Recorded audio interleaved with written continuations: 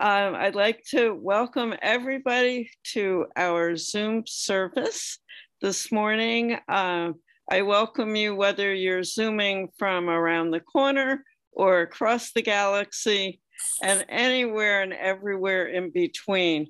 We're so glad that you came today. I think that's it. Thank you so much. And I hope that you have a really wonderful time. We've got a great speaker here.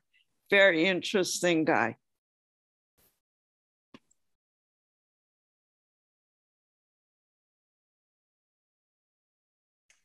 Thank you. And I want to thank many of my friends and colleagues that I see that have come today. Ginger, Lucy Walger, Peter Harvey, Mary, Richard Milius, Ralph and Susan Murcott. Thank you all for finding the time to share with us today.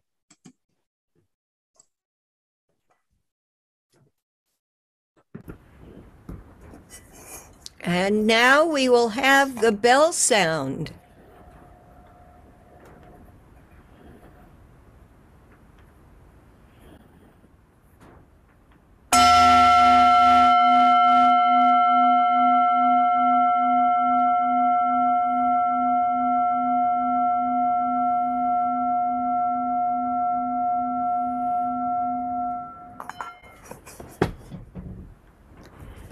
And Deb, if you could spotlight me while I share our chalice lighting reading.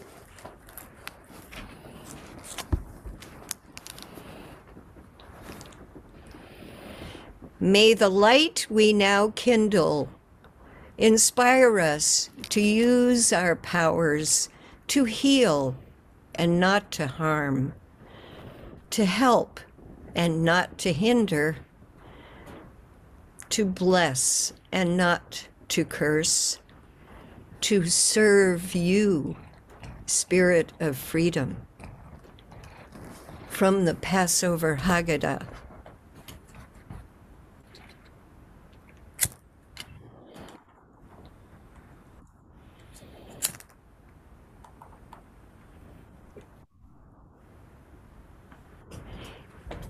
And I'd like to introduce our speaker, Seth Frisby, who is a professor at Norwich University, a distinguished professor and researcher. But I would like to highlight that Seth is a longtime friend of our minister, Mellon Kennedy, who is preaching elsewhere this morning, or she would be here.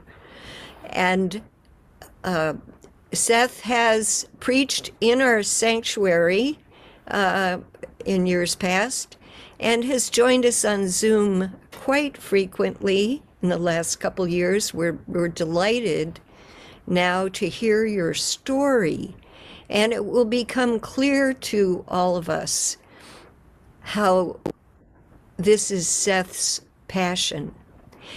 We have been, as a congregation this year, focusing on Howard Thurman, the third Sunday of the month, and the saying that he has shared that we are using is, don't ask what the world needs. Ask yourself, what makes you come alive? And go do that. Because what the world needs is people who have come alive. So, Seth. Thank you very much, Sharon, and thank you all for finding the time to share with us today.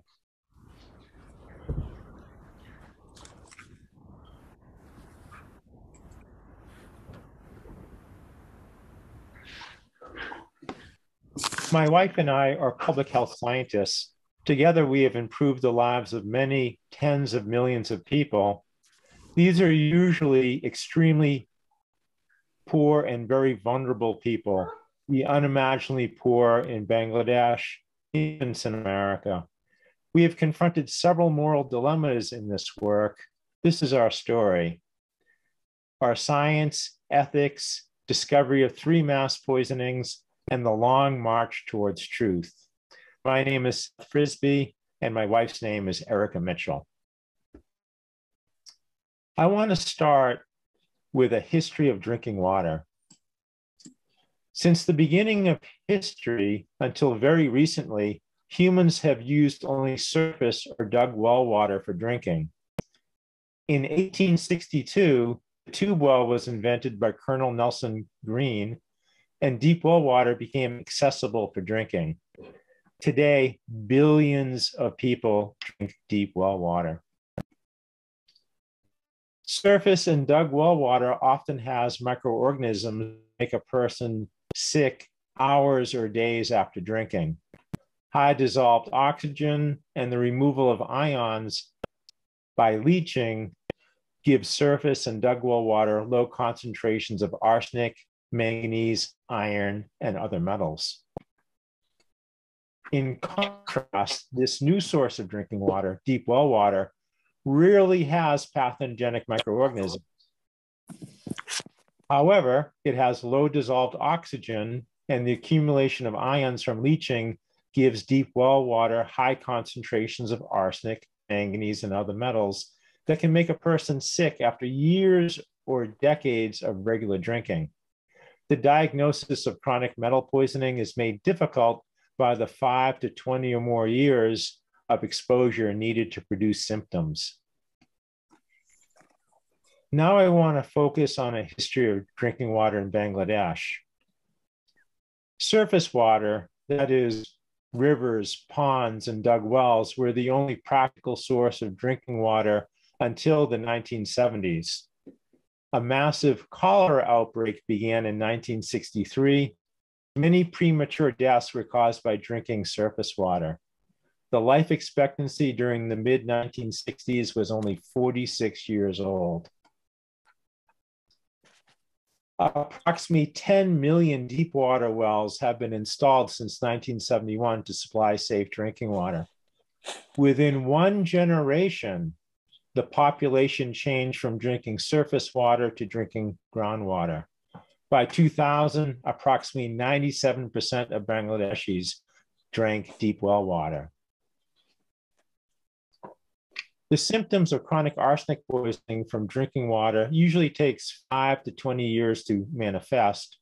Chronic arsenic poisoning from drinking deep well water was first diagnosed in 1993. The first common symptom is melanosis of the chest. This is a 22-year-old male. He has hundreds of little spots on his chest. This is not melanoma. This is not skin cancer, but it is heading towards skin cancer. The second common symptom is keratosis of the palm, keratin growing on the palms of the hand. This man does have cancer. This is a carcinoma on the heel of his hand, and he's also lost a finger to gangrene.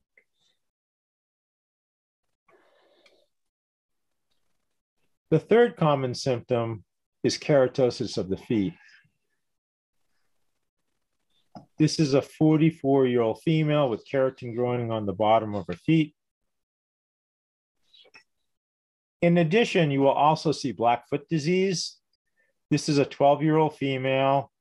The veins and arteries in her legs and feet leak blood, so the circulation from her lowest extremities, her feet, back to her heart is poor. She has necrotic lesions that are subject to infection and gangrene. It is inevitable. She must have her feet amputated. I once walked into a village where no one was over 30 years old. Ugh. I am very proud to say that our team made the first national scale map of arsenic-affected drinking water in Bangladesh. Approximately 75 million Bangladeshis are at risk of death from skin, bladder, liver, and lung cancers caused by chronic arsenic poisonings. The source of arsenic is geological. Now, I'd like to show you some data that is very interesting to me and that changed my life. When we were working in Bangladesh, measuring these different chemicals in their drinking water, we wanted to make sure that we were able to get accurate results. So we did 2 tests in our laboratory. Okay. Excuse me. Okay. The first test is called independent standard recovery. And that's where we take pure distilled water and, oh, excuse me, and take, say, pure arsenic and add that to pure distilled water. And when we do this, we recover 83% of that pure arsenic in pure distilled water. And that's as good as any laboratory in the world can do. We did the same thing. We took pure ferrous iron and added it to pure distilled water, and we recovered 93%. And that's as good as any laboratory in the world can do. We took pure total iron and added it to pure distilled water and recovered 95%. And that's excellent. That's as good as any laboratory in the world can do. Then we did another test to make sure we're getting accurate results. And that test is called sample matrix spike recovery. Here we took pure arsenic, and instead of adding it to pure water, we added it to a sample of drinking water. And we were able to recover 89% of that added arsenic, which is excellent.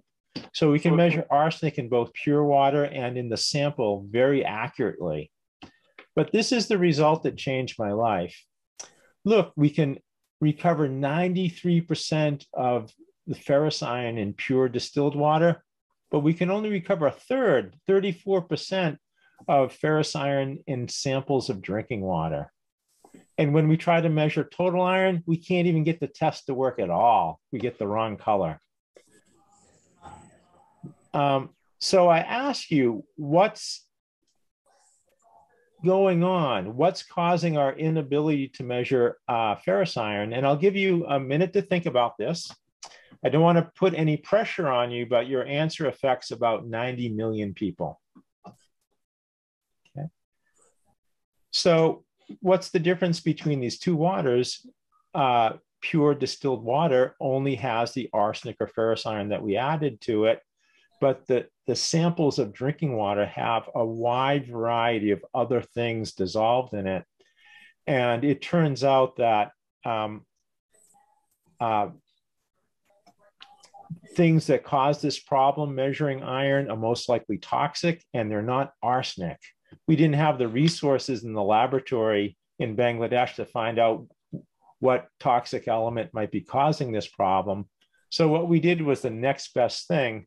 This is a map of Bangladesh, and wherever we found this problem measuring iron, we marked the location with a capital letter E, and we'd be very happy if all the letter E's were in one little corner of the country, but no, they're throughout the whole country. So this was the first evidence that there was another toxic element besides arsenic that was widely distributed in Bangladesh's drinking well water.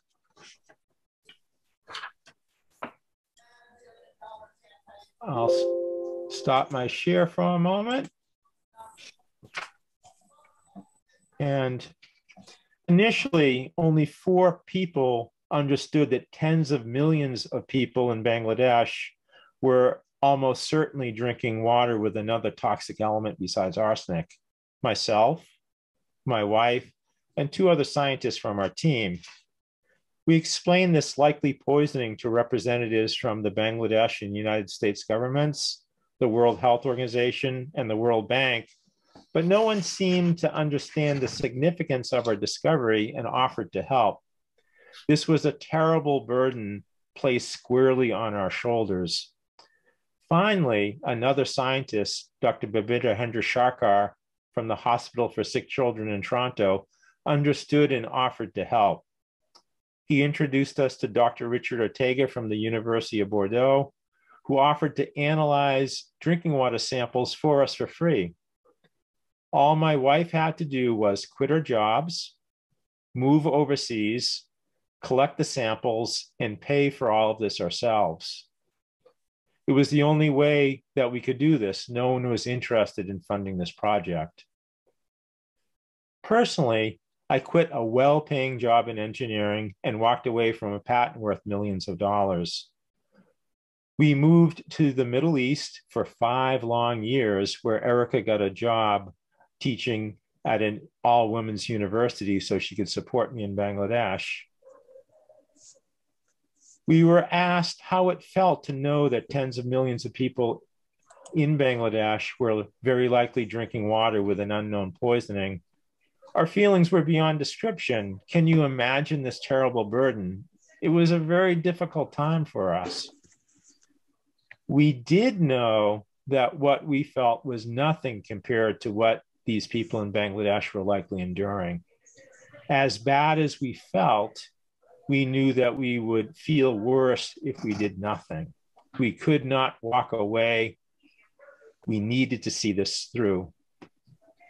Unfortunately, we were right and ultimately discovered that approximately 92 million Bangladeshis were drinking water with manganese concentrations greater than the WHO guideline. This is the first mass poisoning that we discovered. Thank you, Seth, for the first part of your story. And we will now have a song that Julaine will pop up here momentarily. Come, come, whoever you are. Thank you, Julaine. I'll share my screen again and discuss the second mass poisoning that we discovered.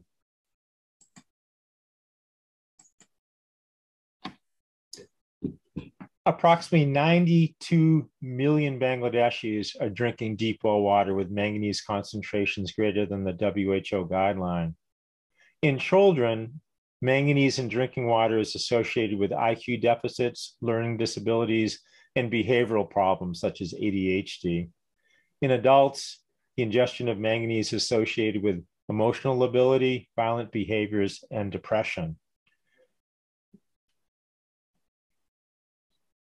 The WHO discontinued its drinking water guideline for manganese after a map of manganese in Bangladesh's drinking well water was published.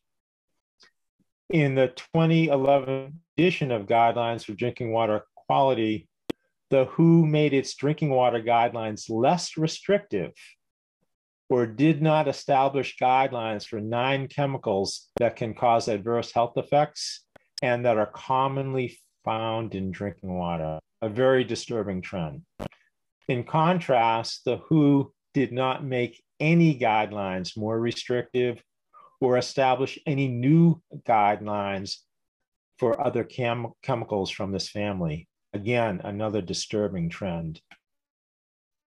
WHO guidelines are not regulations, but may be used by governments or other stakeholders for setting local standards.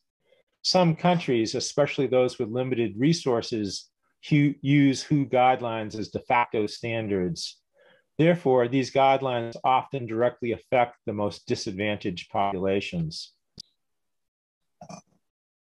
The 400 microgram per liter WHO drinking water guideline for manganese was discontinued by the WHO with the assertion that, quote, since this health-based value is well above the concentrations of manganese normally found in drinking water, it is not considered necessary to derive a formal guideline. But wait, we published an article in a National Institute of Health journal that showed that over 50 countries have drinking water supplies with manganese above 400 part per billion. And as you know, in Bangladesh alone, approximately 92 million people are drinking water above this 400 part per billion guideline for manganese. So what we did was publish our findings about the global distribution of manganese above 400 part per billion in over 50 countries. We published this in a scientific journal that is edited by the National Institutes of Health here in the United States. And then we wrote this letter to the Director General of the World Health Organization, explaining that their decision to discontinue the WHO guideline is likely to cause significant risk of harm to the health of tens of millions of people, often the poorest of the poor. Okay.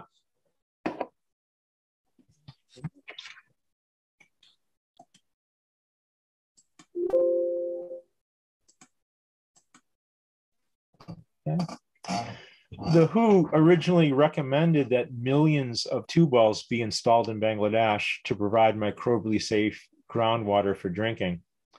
This was done to reduce acute disease and infant mortality. Unfortunately, the WHO installed many of these wells without testing a single drop of water for arsenic, manganese, or other naturally occurring toxic elements. However, we do not think that the WHO discontinued their drinking water guideline for manganese to help erase this mistake. My wife, Erica, poured through thousands of pages of documents and discovered that at least 3 consultants, most likely with undeclared conflicts of interest, have significantly influenced the drinking water guidelines set by the World Health Organization.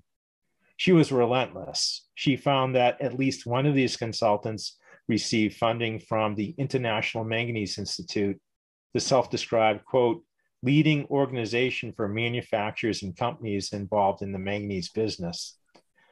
Unfortunately, the WHO has had a long history of using consultants with strong ties to industry. Inflated or discontinued drinking water guidelines allow corporations to pollute, especially in the developing world. For example, the owner of a manganese refining operation might say, of course we can discharge untreated wastewater from our factory. It's safe enough to drink. The WHO doesn't even have a drinking water guideline for manganese. Unfortunately, we do not find enough evidence to legally accuse these consultants. However, the possibility that 1, 2, or 3 people would knowingly undermine the health of tens of millions of people brought us to crisis. We could not imagine someone who would knowingly do such a thing. This is the second mass poisoning that we discovered. Once again, we felt incredibly alone. This is when I walked into a church for the first time since my youth and found an understanding minister, Reverend Mellon Kennedy, the minister of this church, who helped me navigate this crisis. She even stored copies of our evidence against these consultants in case my wife and I could not finish this work ourselves. We do not know if we put ourselves in danger. We still do not know the magnitude of the powers that we were challenging. We simply knew that we had to try our best to protect people from harmful levels of manganese in drinking water.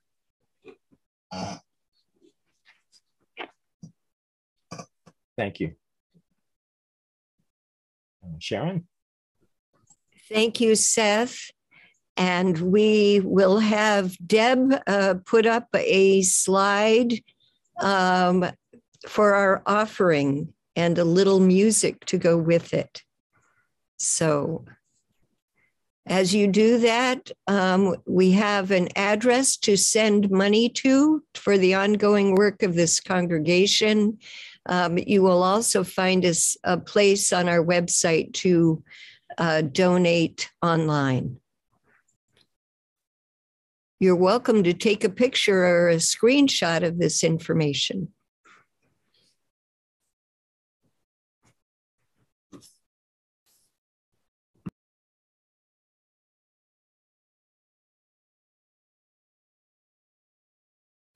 We appreciate everyone's donation, and come back next week and we'll try again for the music. Thank you, Deb.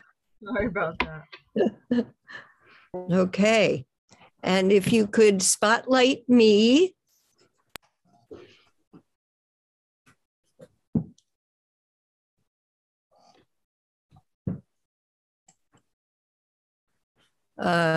No, that's not me. There we go.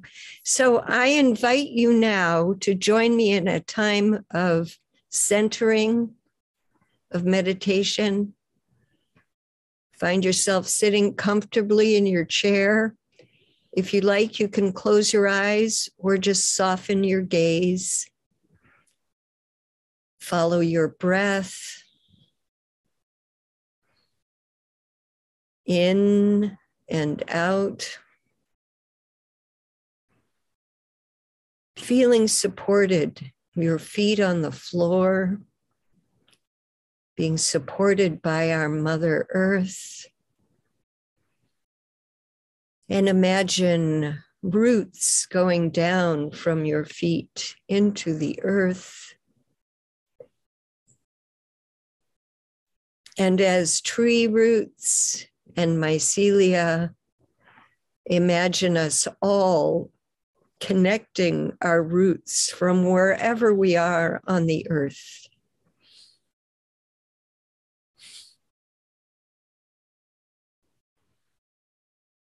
Nourishing each other, giving and receiving from each other. Allow the power of this connection to come up into your being and know that we are all connected. A deep breath. Open your eyes. Here we are in this virtual world and ready to hear the third part of Seth's story. Thank you. I'll share my screen again.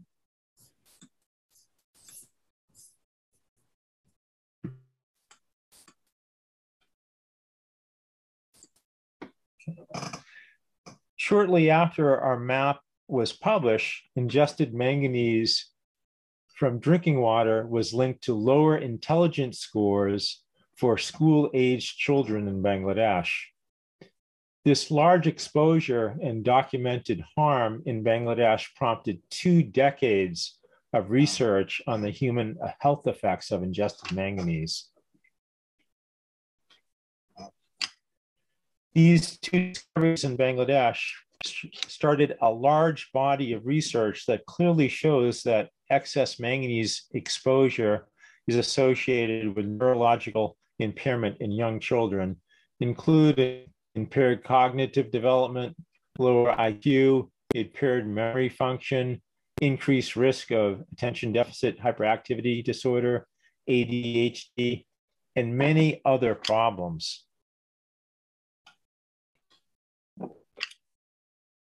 The current levels of infant formula sold in the United States contain up to 1,000 times the manganese concentration of breast milk and often exceed internationally recognized tolerable intakes. These are the concentrations of manganese in infant formula at varying ages. This is the much smaller concentration of manganese in breast milk. Therefore, there is a clear and avoidable risk of neurodevelopmental harm from excess manganese in infant formula and young child nutritional products.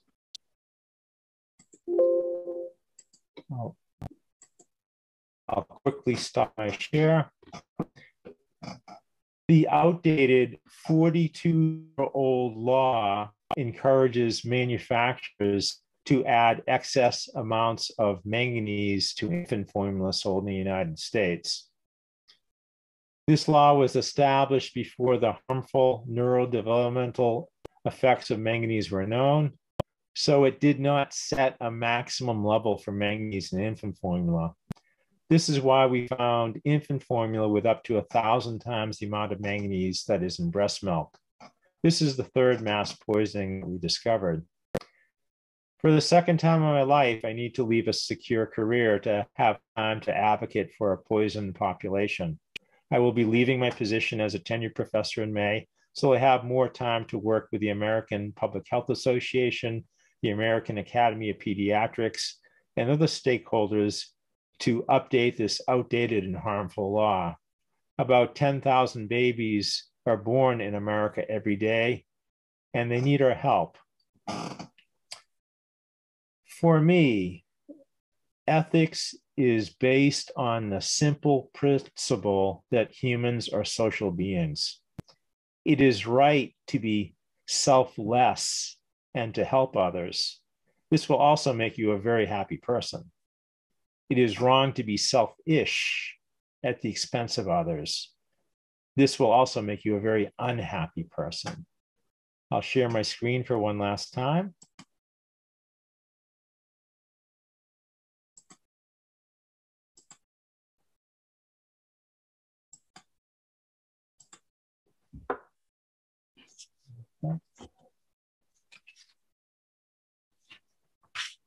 In the end, truth will win.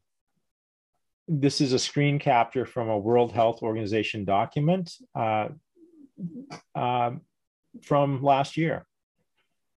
The WHO used our work, Frisbie, Mitchell, Mitchell, Frisbie, Mitchell, and the work of others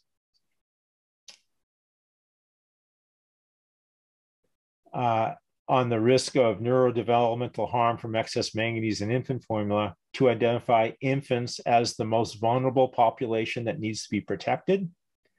The WHO is proposing to reinstate the drinking water guideline for manganese at 80 part per billion.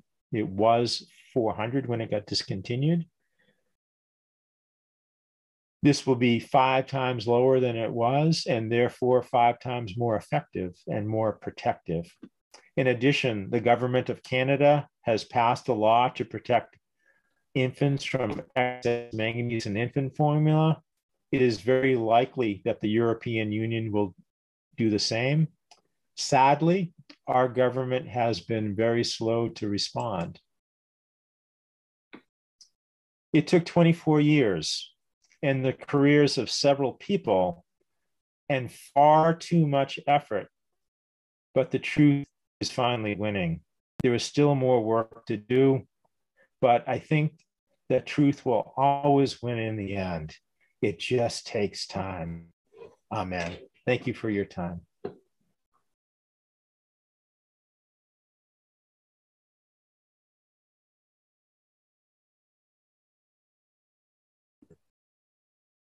And now we have a time for response. Do you have questions for Seth about his experience and his wife Erica's experience? Let's switch to gallery view, and so we can see each other. And if you have a question for Seth, I invite you to use the reaction button if you like down on the bottom and raise your hand, or even raise your hand and shake it a little so we can see it. And yeah, I know there are a number of people here from who are friends of Seth's. So anyone with questions? Let me see. Anyone? Oh, I see David. David Perlington, go ahead. Thank you.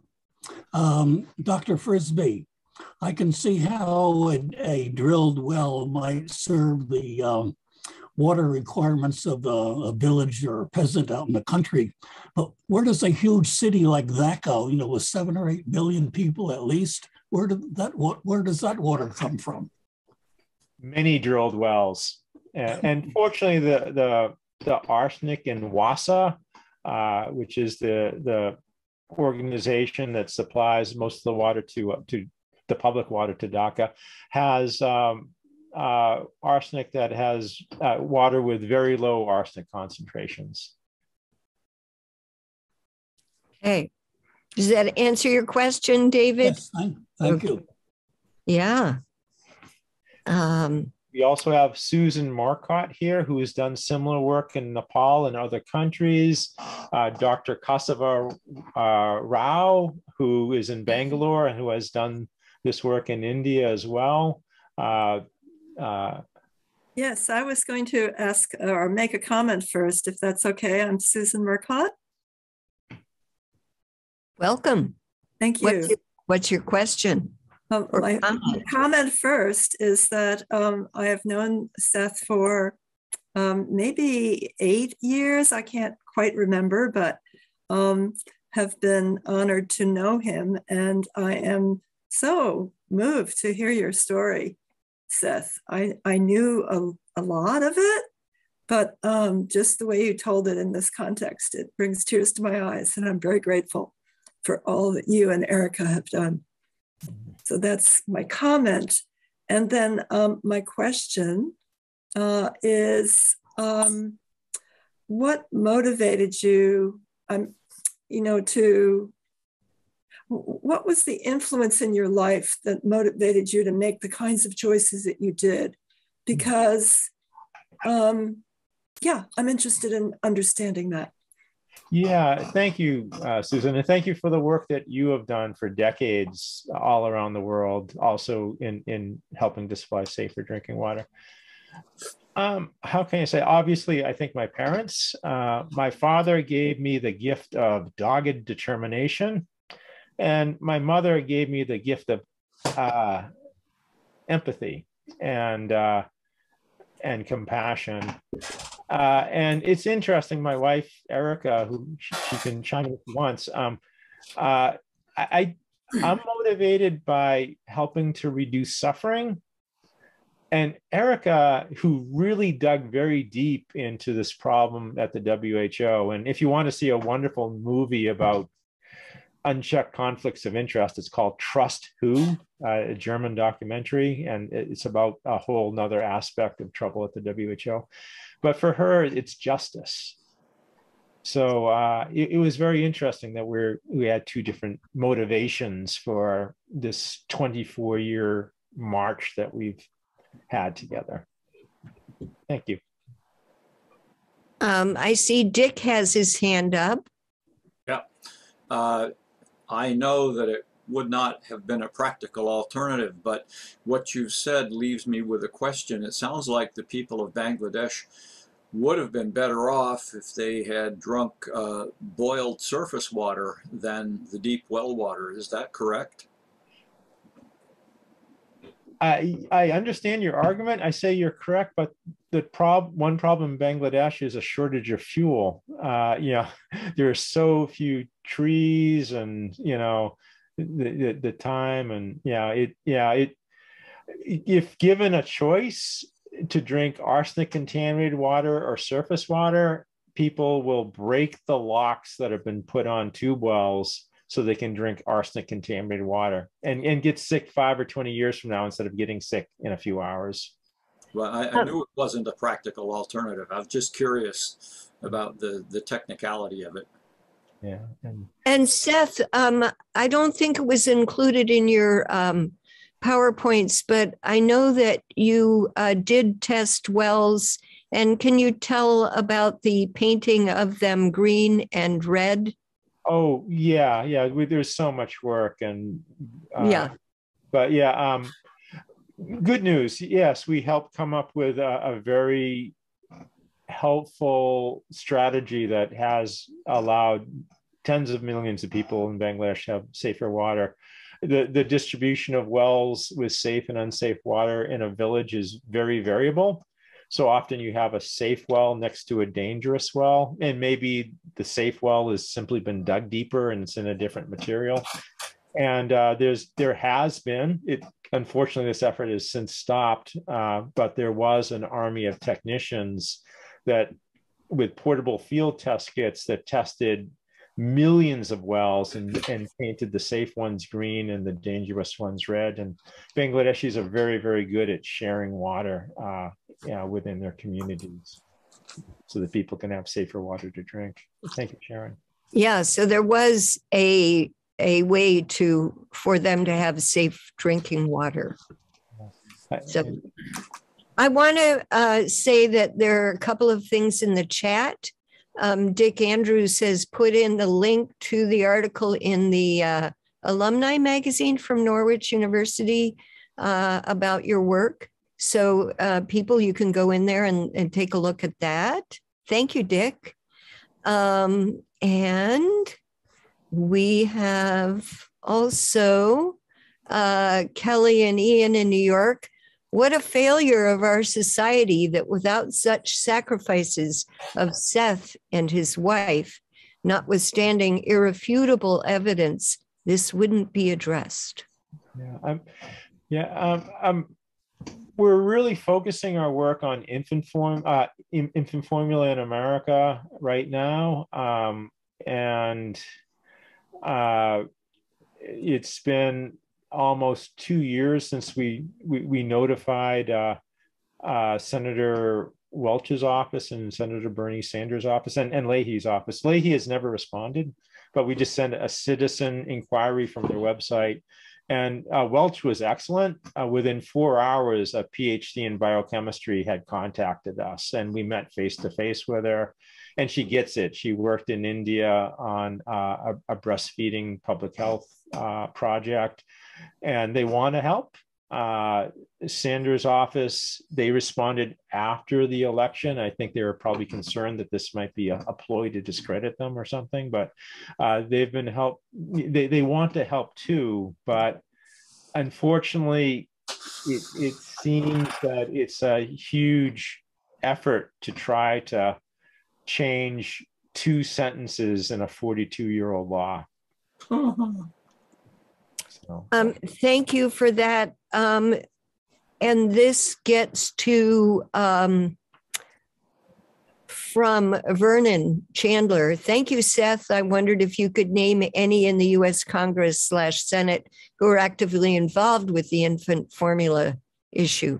So you've mentioned a couple. Any others outside of our state?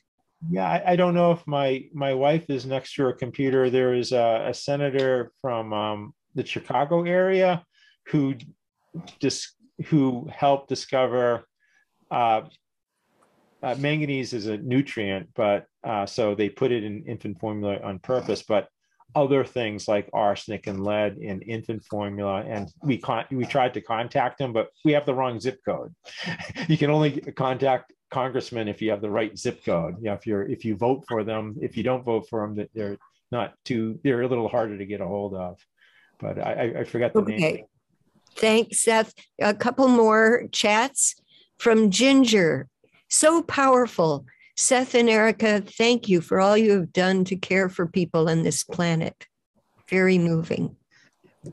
And from Lynn Wolf, thank you for your work, Seth. You and Erica are true heroes.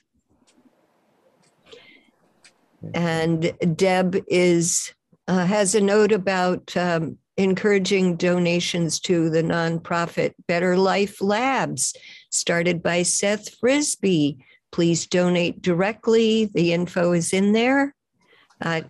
Please, I ask you to take a look for yourself in the chat box and contribute to this worthy cause. And the UU World published this article about him a few years back. So there's that as well, all in the chat. So I am so excited that so many of people that Seth has invited have come to hear Seth's story. And I'm so excited that we are the platform where you are able to get the word out. Tony, did I see you with a hand? Yeah, go ahead. I have a question. Is there enough manganese in the formulas that babies drink to contribute to the rise of ADHD? Yes. Yeah. How can I say? The definitive experiments will take years to do, And the University of Montreal has started to do those work. Marlise Bouchard, who Susan might know. You know, how can I say? It's hard because how can you measure lost potential in an individual? How do you know that this baby could have been smarter, could have done better in school, could have had better attention? You can't do that. You can only measure something like that in a population. But yeah, in my mind, there is no doubt that this is an awful tragedy. I had another question. When I was in Mexico, in El Salto, they were drilling a well, and all the people were involved in making the well. But I noticed that the people, the teeth of the people in the village were dark. I mean, they were brown, and some of them had lost their teeth. What would cause that? Yeah, yeah. If what comes to mind very quickly is dental fluorosis. Fluoride at high concentrations. I use a fluoride rinse to protect my teeth from cavities, but at high concentrations, your teeth become very brittle, too brittle, and they'll break. And in extreme cases, your skeleton will become brittle and your bones will break. I worked on this in Kenya and other places too. Thank you. Wow. That's the point. This is my wife's wonderful idea. We never evolved to drink groundwater. You know, we as a species evolved drinking surface water, which is low in metals. But now we have access to this microbially safe source of drinking water. And that's what they did in Bangladesh. They said, hey, let's stop all these children from dying young, and we'll drill these deep wells. And guess what? The children get to live longer. But like I said, I walked in one village where no one's over 30 years old from cancer. I'm sure Susan's seen similar things in all her work. Yeah, we might want some music and yes. Yeah, okay. So I'll put off the coffee hour if you want. Yes. So well, okay, one more quick thing from Dick, and then we'll move on. Sorry, I had to unmute. In Springfield, our water comes from shallow gravel-packed wells. Are those likely to be safe? Go ahead. It depends on the geology. There's an arsenic problem in Vermont in the Lomoil River Valley. It depends on, where, what minerals are near the water. But,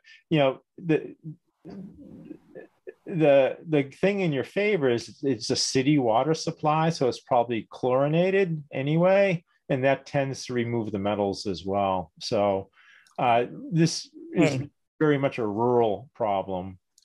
Okay. All right, so we will have time later during our coffee hour for more informal conversation. So Seth is sticking around for that, and we invite you to as well. But right now, we have a wonderful song that Julaine and our virtual choir have recorded for us called We'll Build a Land. We invite you to mute. Make sure you're muted and sing along.